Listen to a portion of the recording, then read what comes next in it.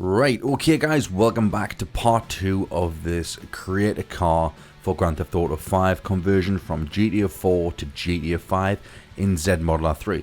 In part 1 I showed you how you can get the model from Grand Theft Auto 4 into Z Modeler 3 ready for the conversion of Grand Theft Auto 5. So without further ado, here we go. This is where we left off last time. We have the Volkswagen Golf on screen now, and if you look to the right hand side you'll see a list of all the car parts, all the possible car parts that this car could ever possibly need. And you're probably wondering, what the hell are all of these?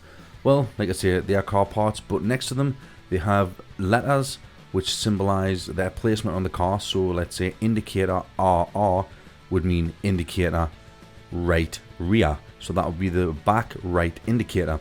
And the other letters next to it, L and 0, L0 is the high quality model, L1 is a slightly lower quality model. So for example, I'll show you better on the chassis model. Up here you can see L1 is selected. Now if I go down to isolate here, click isolate, you'll see in the 3D view that is the chassis of the car, which is essentially the inside part of the car, the base of the car, of where it starts from. So if we go down to L1,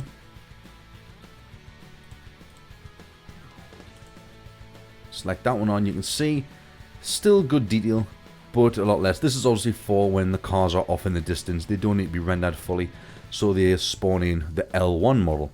Now even further, if you zoomed out in the game even further, you would see an L2 type stuff, and that is literally the whole entire shape of the car, just as a basic rough model. Now what we are going to do, we are going to categorize all of these into their respective areas. So all these chassis parts will be grouped together, all the indicator parts will be grouped together, and everything will be looking smoother. And I'll show you exactly how the hierarchy for Z Modeler 3 is supposed to look when converting from GTA4 to GTA5. So let's get straight into this. This is a pretty complicated sort of maneuver that you've got to do, guys, in this program, but bear with me and it will work 100% all the time. Okay guys, so first things first, you're going to need to create headers for these certain parts. Now you can't just create a new header and assign all these different parts of the car to the header. You need to create a dummy helper, which if on the top of your screen you should see some circles, some squares and some cylinder type stuff, and a little object that is called a dummy helper. So if we go ahead and click dummy helper, you'll notice nothing happens on screen, but what is actually happening, if you scroll down on the hierarchy, you'll see you've got a new dummy helper at the bottom. And if you click on the dummy helper and then click isolate, you'll see on screen you have a blue box. Now we didn't see that before. When you unclick isolate, it is hidden by our model. So that is showing that our header for the chassis model, which I'm going to use up here, is actually on the center axis, which is perfect. That's where you want the center axis for the chassis. But things change when it becomes different parts of the car, like the door. You don't want the car door to be center axis. So for the chassis model, for the chassis dummy helper, essentially the header for where all the different detailed LODs are stored, which is the L0 and L1, this needs to be on the center axis. So first off, I'm going to just label this, just click on it and label it chassis. Okay, now all I'm going to do is unisolate that and just drag this to the top of the hierarchy.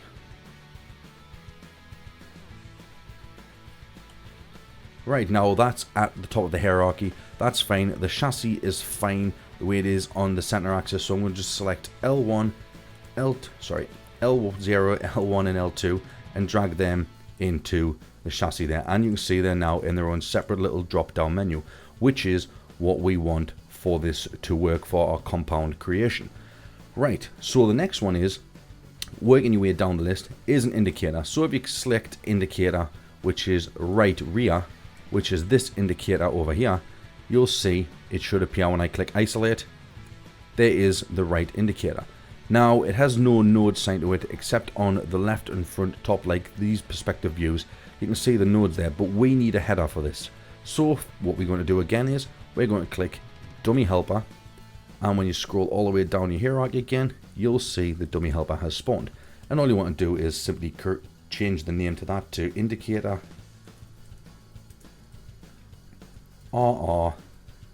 That's all you need, and simply click and drag this to the top of the hierarchy.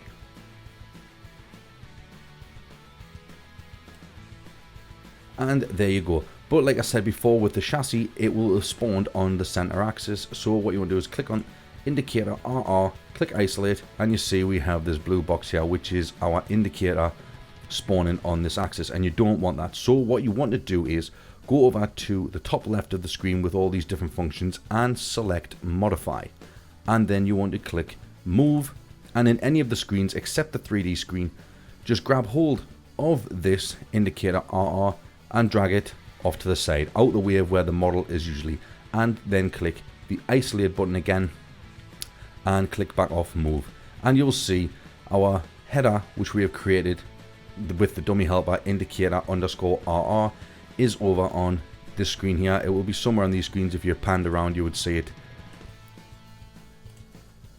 over here. You see it, it's the rear of that car over there, but that's fine. So what we need to do now, we need to assign this indicator dummy helper to the actual indicator on the car over here. Like you see, we have the right indicator, which was located around about here, and the dummy helper where it will show in game is over here. Now we don't want our indicator to spawn anywhere over in this direction. So what you need to do, what I found is the easiest solution for this, simply go up on the left hand side top of the screen again. You want to select display, go down to this little hand holding a piece of paper and select copy local axis from one node to another. And once you select that, that means wherever things are located on the car, you can click and copy them, and certain parts will move to that area where you need. So we want this node over here, which is our heading point for the indicator. We want it to move to exactly where the indicators are placed so they spawn correctly in the games. And you're going to press hover over where these different areas are on the car and just scroll through with control on your keyboard until you find indicator RR. I've just passed it there. Right, okay, we have indicator RR. Click and you'll see an arrow appears. Now we want to assign this to our node location over here, and that should drag this into where the car is placed. So we click that and you see there we go, our node has went into the car on the 3D screen down there. Click off on the copy local axis so you don't damage anymore. You'll see we now have a box in there that shows us where the indicator is, and all you can do on the right hand side with the hierarchy is select your indicators. We have two RRs, drag them into there, into their own respective category, and there you go. Now once you have that, you want to change a few properties on this. So when you go to your indicator, select the indicator header that we have just created, and we've got our indicator parts in there. Just select on the header, select isolate, go to properties, and we're going to change a few of these properties down here. We don't want a solid image, so click that, and we're going to change the color to blue 255. Okay, and then simply click apply, and you'll see on the screen there we have a wireframe box that is showing us where the indicator will be on this model. And that is it simply, guys. All you want to do is you want to go through the whole entire hierarchy just like that, literally creating a dummy helper and then clicking onto the areas you wanted to go using the copy and local access and drag everything into it, naming it respectively. Obviously rewind back through this video to get the grips of exactly what goes on, and I will show you guys exactly what it should look like after you have created everything. As you can see, I did the chassis here. We have the different LODs for the chassis, we have the different ones for the indicator. So we just repeat this process for everything that has doubles. Sometimes you'll find a part on here that maybe just a blank, maybe just say extra, and it might not have anything else. So they just leave that by itself and it will be great. So I'm just going to speed this up. I'm going to quickly do all these different conversions and load everything into their respective dummies, and I will get back to you in just a second. Right, okay guys, as you can see on screen now, we are back and we now have a hierarchy on the right hand side that is all condensed into Blister. I'll just rename that there. And what you need to do to get this, click that plus button. There's my chassis, and there is all my different parts of the car, like I said before. Now the way things work is you want every single part of the car to be underneath the chassis header. Then you want to create another dummy helper which can be sent out once again, just like we create the chassis, and label it the name of your car. So if you select that there, isolate that, you'll see we have the dummy helper centered once again. Right, okay, so with that out of the way, guarantee you've got everything like this. You've done it exactly the way I just did it just before. Everything is in this exact same order, all the different things all lined up correctly. We have everything underneath all the respective headers. We click indicator RR, isolate that. It shows you that the indicator is at the back of the vehicle like I left it just before. And all you need to do now is we're going to create these into compounds so they work inside of Grand Theft Auto 5. Now the compounds are literally just these detail elements here, but we need to add these into the respective areas so the game can register them. Okay, so simple thing. This is an easy thing. It's just very time consuming. So first thing, you just want to start at the top of the list, all the ones with the different pluses on them. This is where things are going to get a little bit crazy. And follow closely, guys, because it is quite complicated, this part. Some people get a bit confused when doing it, but once you get it down to the knack, it's pretty easy. Like I say, you can just fly through it. So I'm going to go a quick demonstration now. I'll close down the indicator one there and leave chassis open. So I've selected my chassis header, which is the dummy helper we created previously. And all you want to do is you want to click convert to compound up here.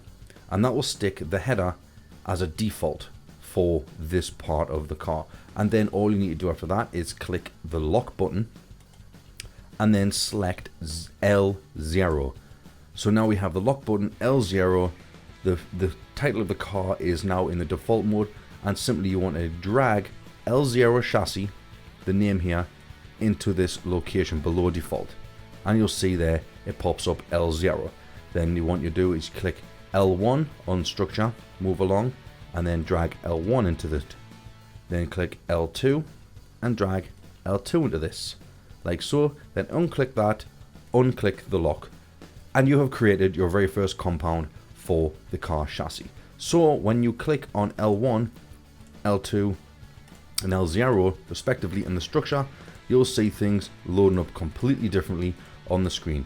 And that is simply all we are going to do for this entirety of this little section. So you're going to go indicator once again, click on the header for the indicator RR, which is the right rear indicator, click convert to compound, click the lock button, click L0, drag L0 from the indicator RR into there, then click L1, drag L1 into there, click that one again and unclick your lock button, and you'll see we now have the indicator is all compounded together. So we can scroll to the back of the car in the 3D mode. You see the indicator is missing because we don't have anything selected. If we select L0, we got an indicator back. L1, we get the low quality indicator back, but it is still there nonetheless. And L2 respectively once again is the crazy one, which we have nothing for. So there you go, guys. Go through the whole entire hierarchy just like this, and I will be back with the full completed compounds, and we can add some wheels to this and give it a texture and then test it in Grand Theft Auto 5.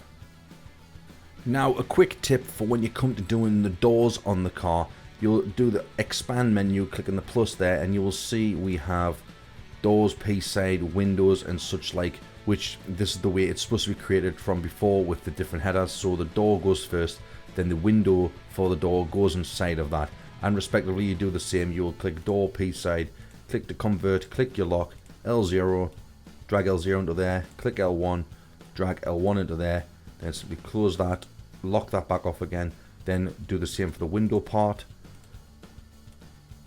just like that, L1, and lock that exactly like that.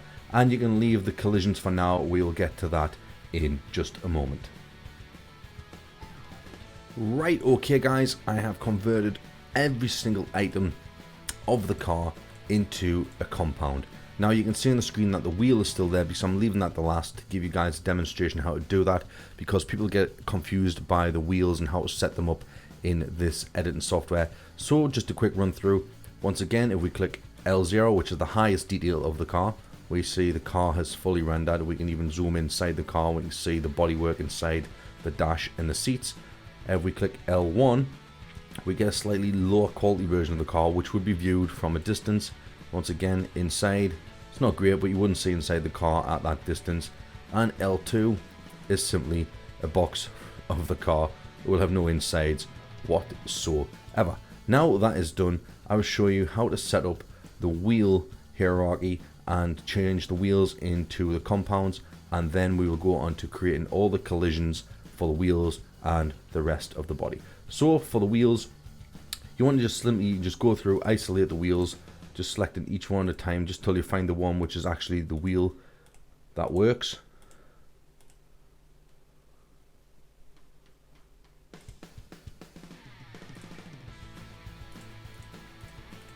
Open up the different stuff and you'll see wheel LF. We can isolate that one there.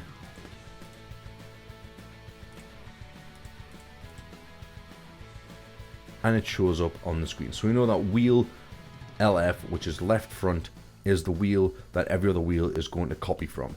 So once again, select wheel F on there, and all you want to do, ignore that collision because that collision needs re-editing. Click wheel F and simply convert a compound, little lock button, L0, and drag LF from this one into there. Then click L1 and drag L1 into there. Click that back once again. Now we have the compound for the wheels created. Now tune in to episode 3, guys, where I'll show you how to do the collisions for the wheels and for the rest of the body. Hope this has been informative and you have followed it well.